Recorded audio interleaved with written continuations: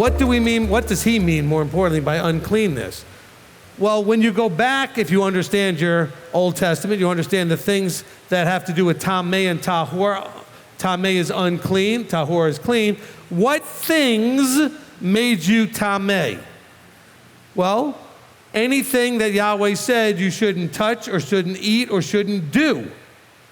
You shouldn't come in contact with.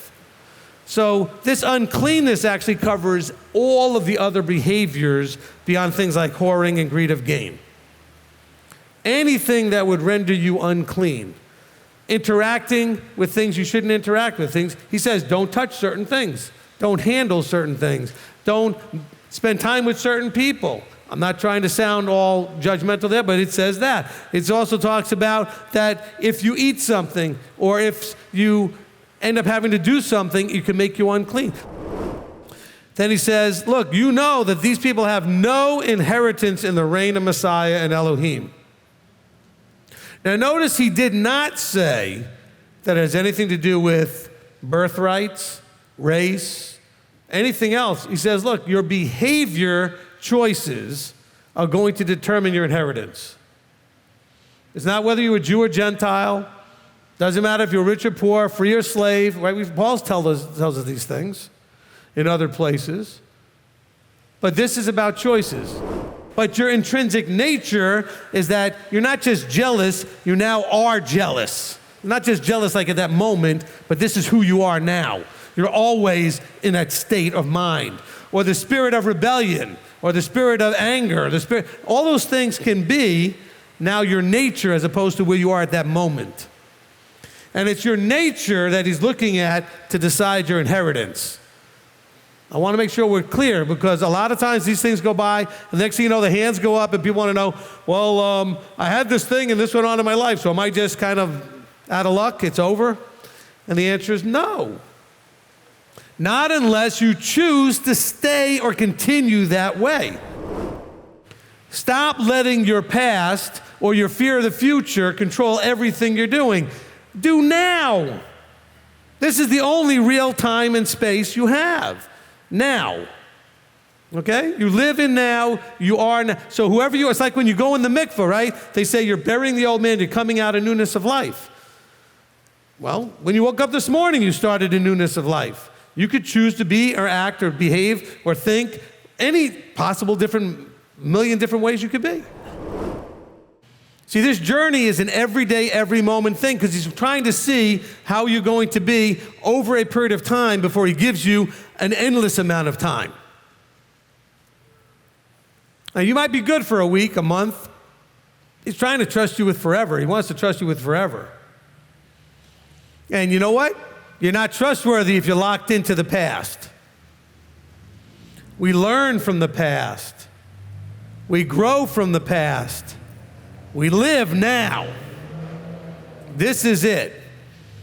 And instead of, I think it would shock you if you did an inventory of how you spend your time.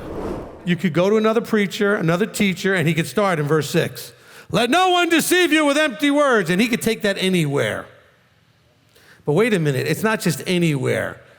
It's right in the part that talks about what gets you and what doesn't get you your inheritance. And so he says, don't let anyone deceive you with empty words as to how you receive your inheritance. You need to be aware of how you treat each other. Because if you don't treat each other right, you have no inheritance. That's important. He says, don't let anyone deceive you with empty words. In other words, words that really will avail you nothing. Now that Abba's called you and Messiah has made you alive, you need to understand that you have to imitate Elohim lest you imitate the world, the flesh. Treat each other in this way is acting of the world and the flesh. So this is not just your personal walk like what you eat, whether you show up on Shabbat. This is how you're now treating each other as exemplified as worldly, fleshly, earthly behavior or above spiritual, heavenly behavior. But we're supposed to imitate the above. That's the connection here. What's at play here? What's at risk? I don't know. How about your inheritance? To love each other We have to understand the whole nature of relationships with each other. And it's not the same as our vertical relationship, because with a vertical relationship, there is only one relationship. That's our Creator, and we are the creation, and we love with everything. Depending on how well I know you, or how well you know somebody, you're going to have a wide variety of levels of relationship.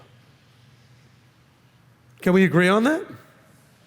And depending on by the way, and be careful that you both have to see the relationship on the same level. Don't fall into that trap. You may think you and I have a great, deep, whatever, and I may not think that. Or I may think we have a certain level and go to correct you, and you don't think that. Make sure that there's a clarity on the relationship. Because some of you still have teachers you used to listen to, you know they're not teaching it right, but you like them, so you're still listening. You enjoy them. You are likely and susceptible to start being taught by those words that are empty. The more it goes in, the more it will take. What I mean by take, meaning take root. You keep putting it in there, the more it's going to take hold. Oh, no, I know, don't worry about me. Listen, had a guy come up to me, multiple times people come up to me, well, you know, Rabbi, I want to go deeper, and I've told you the story already, and they wanted to go into some Jewish yeshiva thing, and I said, look, I'm telling you right now, it's not a good idea. You're going to likely give up Messiah and go right into Judaism. Oh, no, not me. Guess where they are now? Right in Judaism. You are going to become what you immerse in. You must really be careful of your relationships. Look, it's not 1984, but Big Brother is watching you. And we're not talking about the government, we're talking about Yeshua. Everything you do. Like, it's the reason you're here, is to show them the decisions you make. So don't be all paranoid, oh, they're watching me. That's why you're here, so they can watch you. And they're not judgmentally like, oh, forget it, that one dumb you think you did. They're watching you just like you would watch a little child. Make mistakes, learn from their mistakes, not learn from their mistakes. Then you chastise them a little bit. Then maybe they learn from their mistakes and they make some progress. Think of it just like a parent to a little child. Problem is, the whole congregation of quote-unquote covenanted people are a bunch of 2-year-olds. You know how independent 2-year-olds are.